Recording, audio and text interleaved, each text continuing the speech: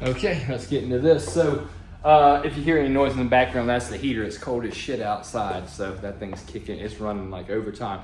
I'm sweating. I just finished working out, so it's kind of crazy to say, oh, it's cold, but then you see me sweating, you're like, what's this guy been doing? But that's what I've been up to. So, Creature from the Black Lagoon, that's what we're going to get into next. A lot of people wanted to see this. This is for a local guy. I started to make a video for this way back on Black Friday, so that's kind of where it starts, but I've been sidetracked. I've been doing this kind of custom project that shall remain secret for quite a while, but it'll eventually be known. But I'll throw a little picture of it up here, just a teaser. So there's that. But yeah, it's Creature from the Black Lagoon. It's for a local guy, and I kind of go over that a little bit. It almost seems a little bit rude, but you got to understand, I mean, for years my phone has rung and I pick it up and it's a local guy and they've got some EM they want you to go work on. They got some barn find that they think's worth $1 million, and it just wears you out after a while. And you know, they'll talk to you and talk to you, and you finally kind of get a chance to speak and tell them what they need to know. And then they're almost like, oh, well, that's crazy. I'd never do that. Okay, get the fuck out of here. So that's kind of where I'm at with that, and that's why I might seem a little bit maybe jaded if I talk about that. But that's how things go. You run a business, you deal with the public, and that's what you sign up for. So we'll get into it. It's a little bit of a frantic evaluation, I realize that, but I don't know what I'm getting into. I'm opening this thing up for the first time and showing it to you live in person. There are no takes, or the only thing I can do is just say, hey, I see this, here it is. Oh, I just saw that, here it is. So you'll see all that, and we'll get into it and at least set the stage for the actual thing you really want to watch, and that's the process. So if you like the videos, definitely give them a thumbs up. It's super important. If I don't see enough of that, it just makes me say, okay, I'm wasting my time with this. There's no reason to fool with this. And we'll get into it. Okay, nothing says Black Friday any more than this Creature from the Black Lagoon I'm about to set up, I guess. This is kind of an interesting one. This is for a local person. I almost never do any games for locals.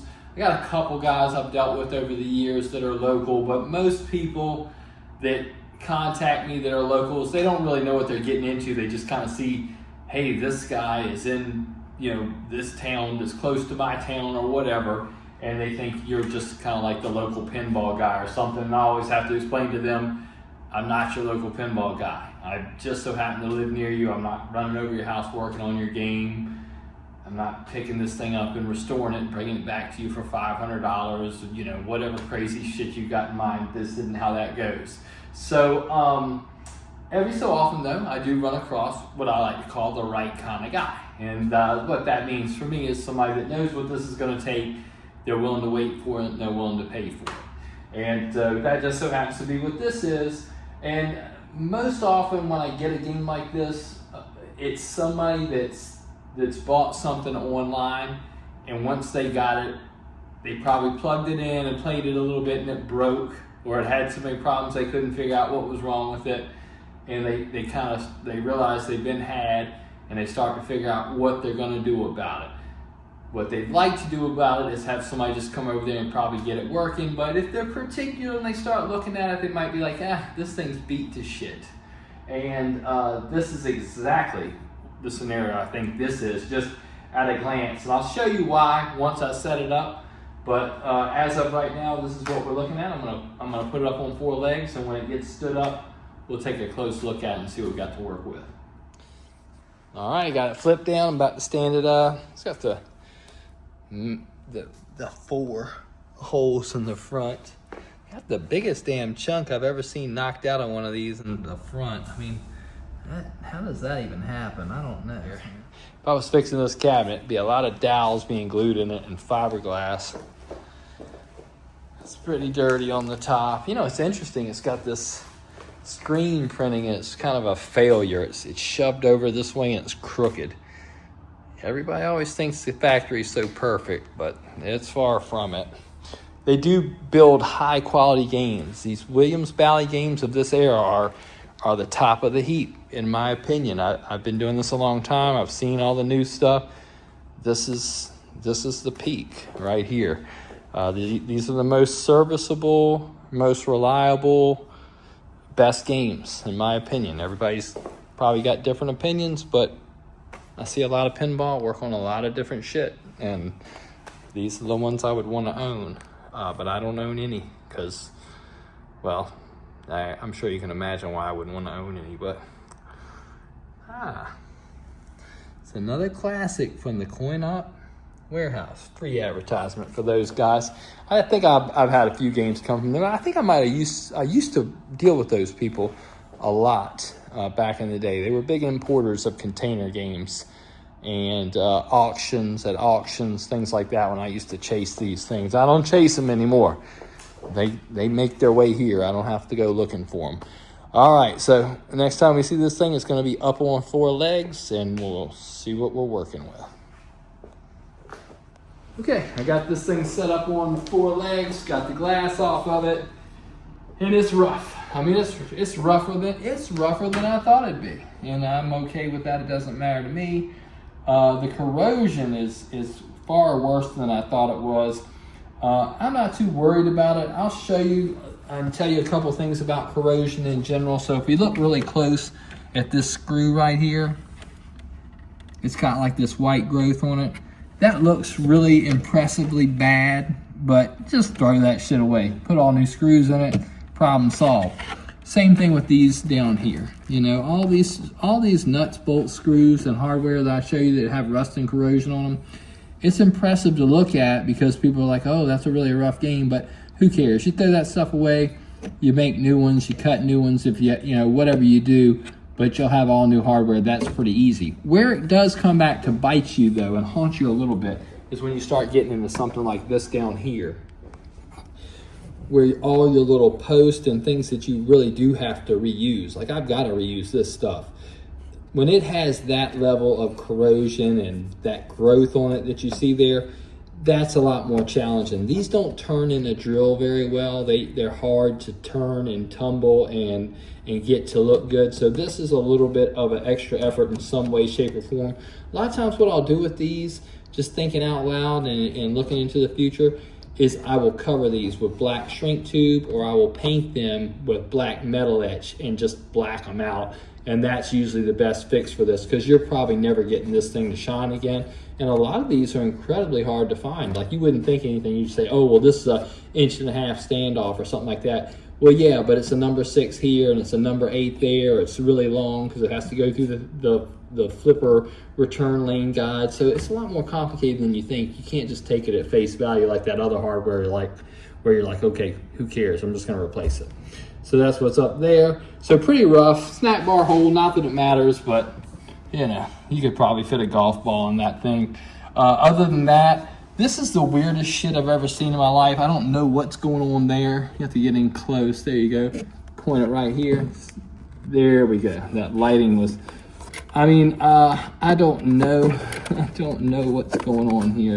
It's hot glue, it's cardboard, it's making kind of like a ramp. Maybe the ball was getting stuck there and like, oh, I know how to fix that. I'll just jack this thing up like a skateboard ramp and there ain't no way the ball's gonna get stuck there. So they also seem to like this hot glue solution up here for pretty much anything. Anything that's broken, shove a piece of cardboard in there and hot glue it, problems are solved. That's how you fix all your problems with this game. So that's what we're dealing with there. Let's open up the back box real quick and we'll see what we got to deal with there. Lamp panel, it looks all right. This is always cooked. I got a new one of those. I always ask myself, is it straight when I get these waterlogged games? You know, the metal condition in the head doesn't match up with the lower. This looks okay. Let's see what the boards look like.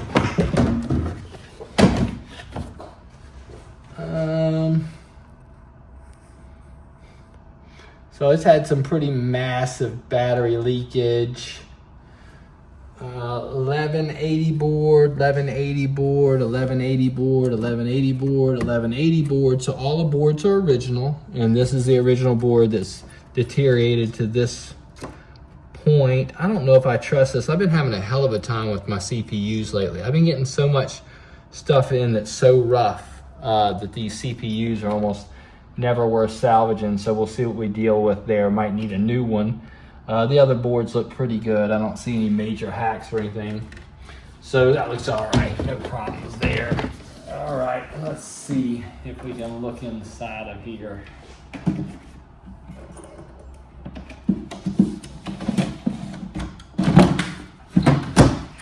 I can only imagine what's going on inside of here after seeing those fixes on the playfield.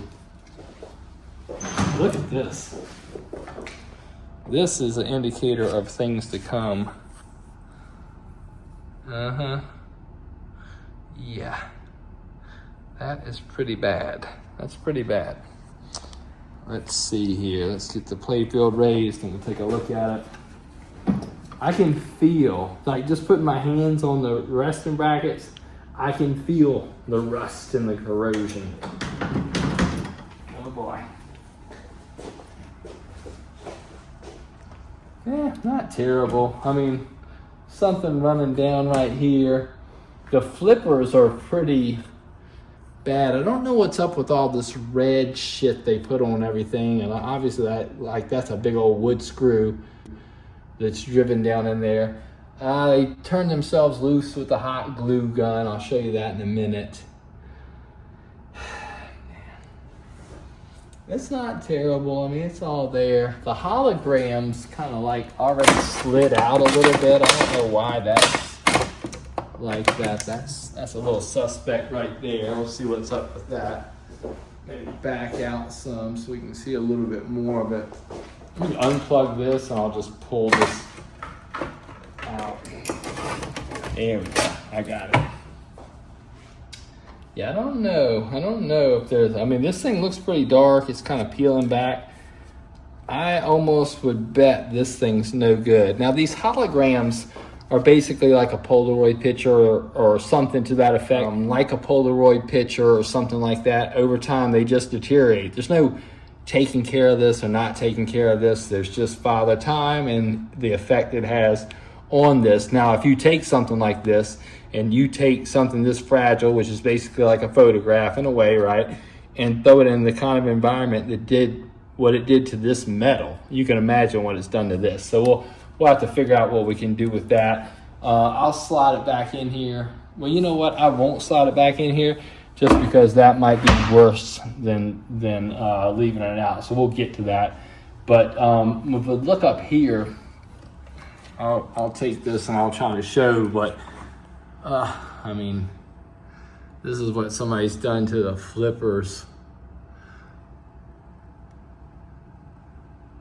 Pretty rough, pretty rough. And of course, you know, it's got that growth on it. I don't know what that white growth is. Probably not healthy, but you know, I've been breathing paint and fucking around with shit and doing things I shouldn't for a long time now, so I'm not worried about it. That's the way I operate. Inside the cabinet, it's had a kind of like a piss poor conversion, but I can fix that. Usually you want to do your conversion on this side of the plug, not that side, so we'll deal with that. Typical re-imported power box, but not terrible other than that. Just you know, just dirty, kind of neglected, probably well used. I would imagine this one's well used. I saw some hot glue somewhere. I think it's this window that they've hot glued together right here. You can see that. See, so there's a bracket that they made, and then there's some hot glue where they're trying to basically prop it up. So it's probably broken. So definitely need a new window. These chase lamp boards are usually cooked. I've already got a replacement for that, just in anticipation of doing the project. But yeah, it's just got rust and corrosion everywhere. I know this is a little frantic, but that's the best I can do. I got to show you what I'm working with and what I see as I see it. So that's what we're working with. Step one, I guess, will be getting a cabinet that's worth using for it. I got that probably in order, and then we'll just gut this thing and see where it goes from there. All right, so that's where things are at with this project for me. This is one of those games where I'm just gonna basically replace everything and reuse what I gotta reuse, deal with some metal conditioning. There was a time in my life and a time in this hobby where you would have to take something like this and you would have to restore what it is. You'd have to restore this cabinet, this Playfield, all those things, and I'm well versed at it. And if I had to do that today, I could, but I wouldn't. I wouldn't if I don't have to. You have something with a snap bar hole that's blown out like that, and a cabinet like this. It's the only reason that you would reuse these things is if you were doing it for fun, a hobby, or on a budget. And I'm doing that for none of those three reasons, I can assure you of that. So we'll see what it takes to turn this into a nice game for somebody, but it's pretty rough, honestly. And it'll be a good one. This is like kind of like, to me, this is my perfect game. It's not perfect for me. It's like less work type of thing. You know, not perfect in that way, but perfect in the sense of like this needs it. Like I can see the transformation that this will go through, and there's going to be a good payoff here. Like you're really starting out with a turd, and it's going to be real nice when I'm done. So that's always a good feeling. And we'll get into that in the next one.